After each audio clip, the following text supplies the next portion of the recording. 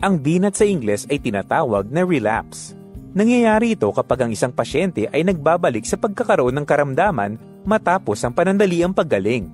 Kadalasan, nagiging mas malala ang kondisyon ng pasyente kapag nabinat at nagiging mas mahirap at mas matagal itong gumaling. Ayon sa mga pag-aaral, ang binat ay kadalasang dulot ng panibagong sanhi ng stress sa pasyente o dati ng sanhi ng stress na naging mas matindi o mas malala pa. Ilan sa mga pisikal na senyalis ng pagkabinat ay ang pagkakaroon ng lagnat, sakit ng ulo at pananakit ng katawan. Nagkakaroon din ang nabinat ng pagbabago sa oras ng pagtulog na maaaring maging sobrang ikse o sobrang haba.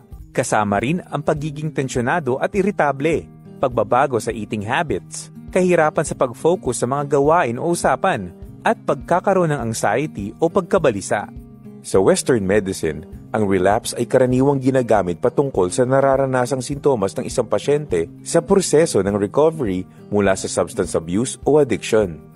Sa mga Pilipino naman, ang binat ay kadalasang tumutukoy sa postpartum sickness o ang pagkakasakit na nararanasan ng isang nanay matapos manganak.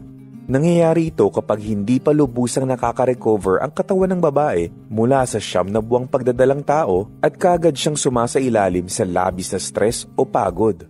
Sa Principle of Balancing o Yin-Yang Hong na itinuturo ng Healing Galing, ang binat ay posibleng idulot ng kasobrahan sa Hong o hangin sa katawan na hindi nakikita sa mga klinik o ospital.